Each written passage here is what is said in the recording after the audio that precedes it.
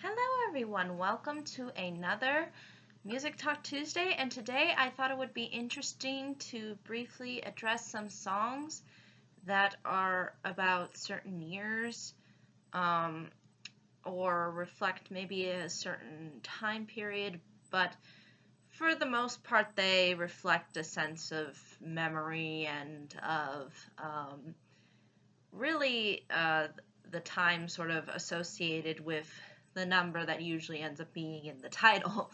So, yeah, I thought it would be interesting to go over some of them that I enjoyed since we are counting down to this last year being 2014 and the new year being um, 2015. So, without further ado, let me address some of them. Um, so, the first one that I wanted to briefly talk about is Summer of '69 by Bryan Adams. Regardless, I think, of how one would feel about Bryan Adams and his songs, I personally be this find this song to be his best. It's very uplifting, it's nostalgic, it's um, memorable. It takes you back to that good feeling that you had in your life. And apparently for him, I guess it was the summer of '69. But there's just this way in how he not only not only how he presents himself with the vocals, but with the instrumentals as well. The combination really suits itself as being a very just powerful song, and how joyous it is and how celebratory it is of this one particular time. And basically it doesn't talk about one particular instance that happened in the summer of '69, but it does reflect onto various memories, as you'll see throughout the song. And it really does take you back to that young teenage youth where it's joyous and it's fun, and you don't have a whole lot of responsibilities. It's kind of a liberating sort of feeling as well. So the song really does encapsulate, I think, a lot of different emotions, and it's a good summer song, but most importantly, I think it's a good time song and a good reflection onto a particular year within a particular time. And it works out, I think, fairly well. He seems to be having the time of his life, and I think that's great to have a song that sort of reflects a very positive outlook on the past. So I think, though, that's really ultimately all I can say about that song. But if you have not listened to it, you are more than welcome to see below in the description where I'll be putting all of these songs. Now, the next one I wanted to briefly discuss is 1973 by James Blunt. Now, I do like James Blunt to a certain extent. I actually did mention one of his other songs. I believe it was when I was discussing breakup songs. And this is probably one of my other favorites. I'm not really a huge fan of the You're Beautiful song, which is usually the one he's... But 1973 is probably another one that I find to really sort of reflect a good kind of, I guess, style and energy that I think works for him as an artist. The cool thing about this song is that it sort of reflects 1973. It reflects kind of this funky mood. You'll see like that there's these kind of funky beats that are not overplayed, which is good. It's very subtle in how it approaches this sort of reference. It's just kind of quietly there in the background, and you can sort of hear it at certain points. But it doesn't try to shove the funk in your face, but it takes you back to what you think of when you think of uh, of a time called 1973. Um, and this has a fairly different approach to Summer of '69 because it is fairly laid back. There's not, you can tell that there's emotion there, but it's not really a passionate emotion. It's more of just a happy, relaxed sort of feeling. It's not designed to be sort of grand and epic. It's more of an it's more of a sense of enjoyment in having some kind of peace and simplicity, because literally that's kind of how the person feels when he's talking about this one instance that happened in 1973. And what did happen in 1973? He went with this person, supposedly, well, the narrator, in this case being the vocalist James Blunt, says that I would call you up every Saturday night, meaning Simona, and we'd go to the club, and we basically would dance the night away. And this would all be happening in 1973. Singing "Here We Go Again." Paraphrasing here the lyrics, but that's really the idea of the song. It's not based on various instances within a period of time like Bryan Adams' song, but it addresses one particular instance that happened over and over again within 1973. So that's kind of the approach it takes. It has this kind of nostalgic, fun sort of feel, but at the same time, it sort of has this longing too of wanting to return to 1973. So you could say that there is a sense of maybe sadness there, whereas the Bryan Adams song is just, man, I can just envision, what happened in the past, and oh, those were some good times. Whereas this song is more of missing the memories. At least that's the kind of vibe I got from listening to this song in particular. And it's very simple, but at the same time, I think it's all the more powerful for what it's trying to convey. So ultimately, I think the song works. But you can, again, take the song for what it's worth. But I think that's really ultimately all I can say about it. Now, the other song that I wanted to briefly talk about is 1979 by Smashing Pumpkins. Oh yeah, this is actually a pretty famous one. The funny thing is that 1979 is only mentioned in the first line of lyrics. Shakedown 1979.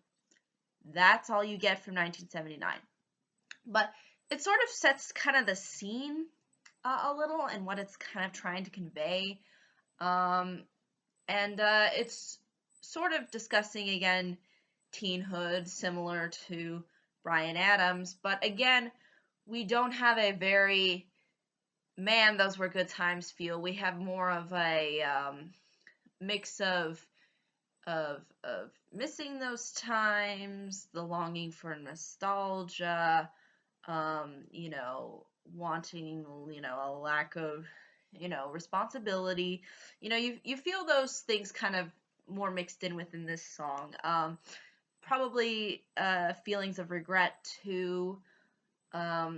It's hard to really tell within the lyrics what it's talking about. It's definitely not as straightforward as the first two songs that I've mentioned. They're really kind of open to interpretation. But this teenagedom is kind of sort of centered on kind of rebellion and maybe being lost and confused. Those are some other things that I think can be associated with the song, both on a lyrical perspective as well as an instrumental perspective. And I think you could make an argument too that the 70s were kind of a stage of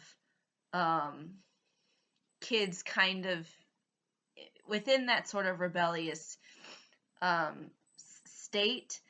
Because when you look at the song 1969, which is 10 years before that, it's very joyous, and you feel like that there's some kind of prosperity there, um, and longing. Whereas this song, it just kind of conveys the sort of negative aspects that probably existed within that time period and within that demographic during that time period of 1979, because we kind of sort of the 50s and 60s were considered to be kind of like the fun, easy times, and then later on it got a little bit more complicated, and we had some issues that eventually came up, and prosperity wasn't as vibrant, I think. So I think it does make sense from a time period standpoint that this would be the kind of emotional, maybe, mindset of teenagers within that time period. Even when you watch movies that are around teenagers during the 70s, it's usually fairly, again, rebellious and, confusing, and, there's a lot of craziness and confusion that goes on. If you watch Dazed and Confused, you will probably understand my point here. So again, it is really showcasing, the feeling of the time period. So I think it works. It works to, I think, a certain level. And I think can be identifiable for those who probably grew up around the 70s.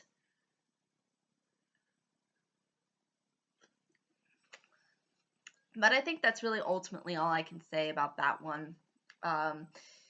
It's not as straightforward, but I think what it's trying to get at, it can be sort of explained from what I've already explained. So you can take it for what it's worth.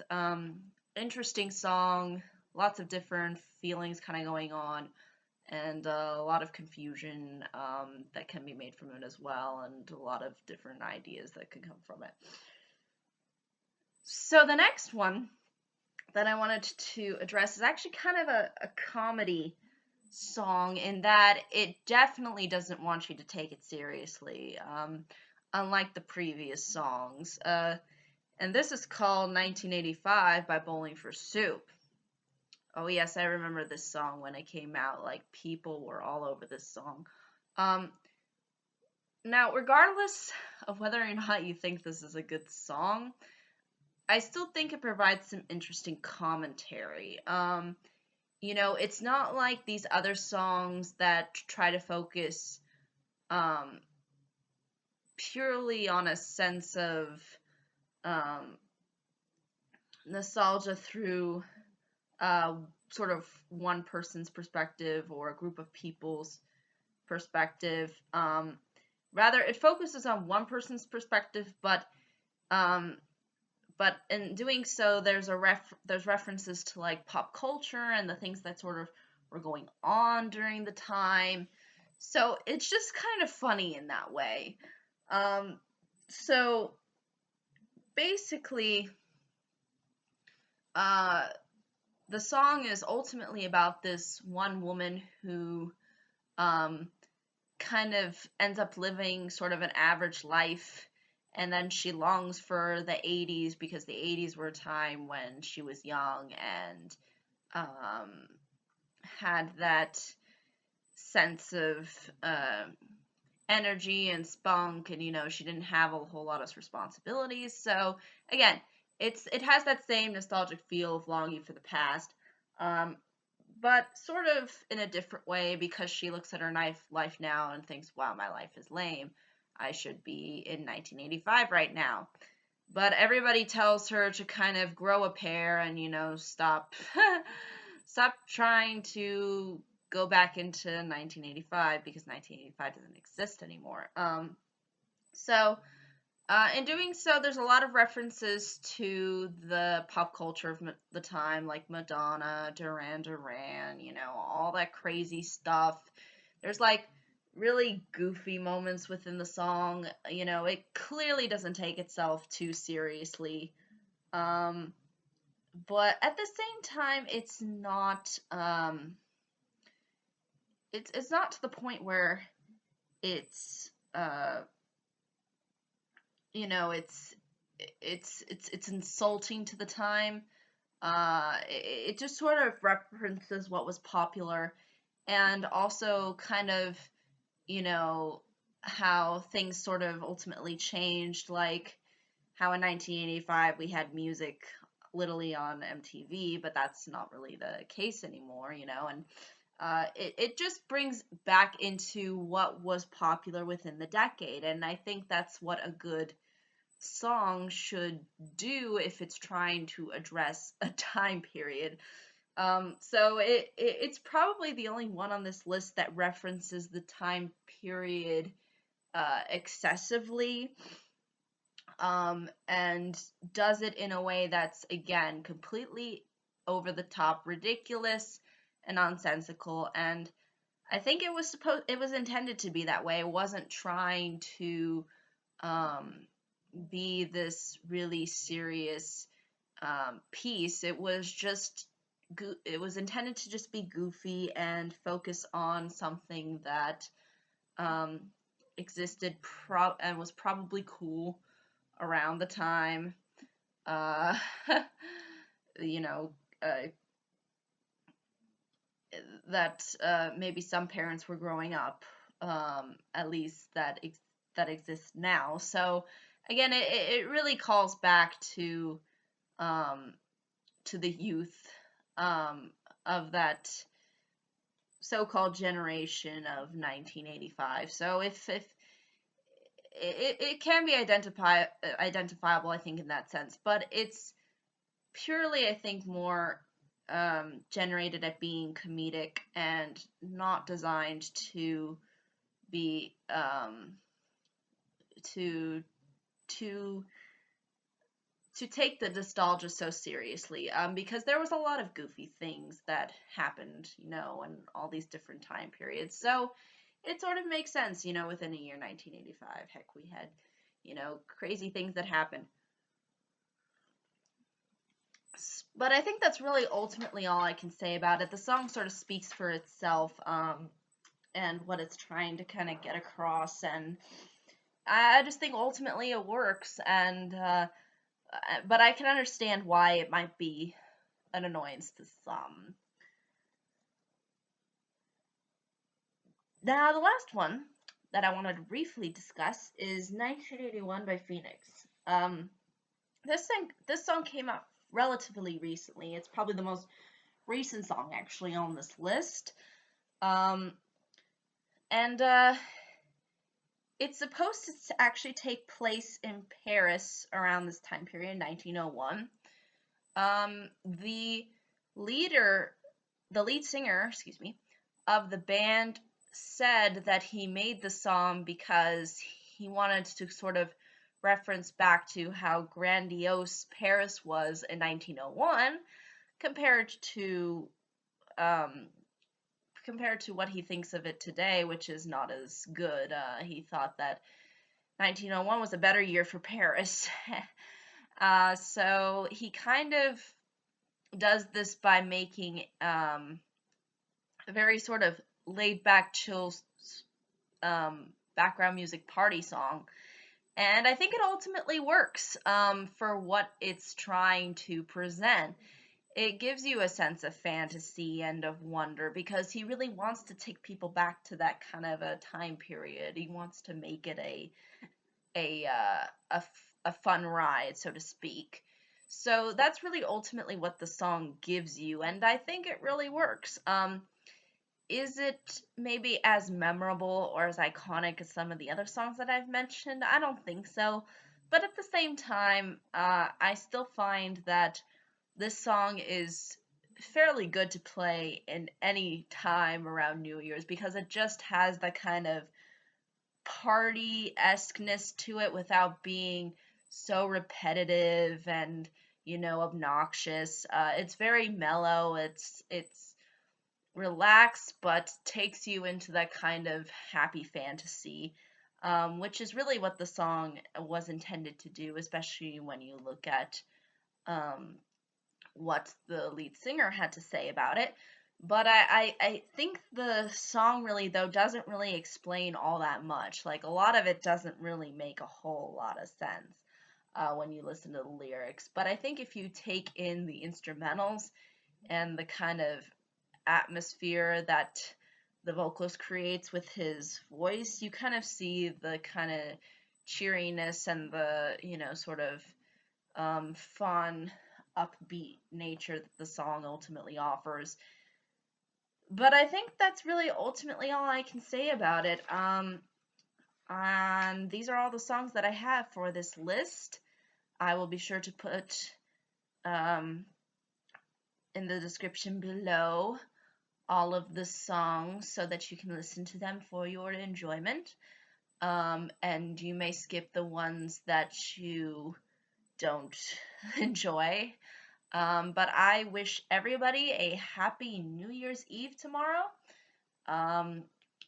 We'll see what I can pull out for the New Year's Eve video. I'm not sure if I'll be able to really find anything related to New Year's because, yeah, the books of New Year's are kind of hard to find, if any. But I'll see what I can do. There's probably something out there that I can research, or something that I've already read but haven't discussed yet. Which I'm sure once I do more research, I'll be able to find something that's probably worthy of attention. But I think that's really ultimately all I can say in regards to the topic for this video. But thank you so much for watching. I hope you all have a pleasant day, week, month, and year. And goodbye, and I hope to see you all in the next video.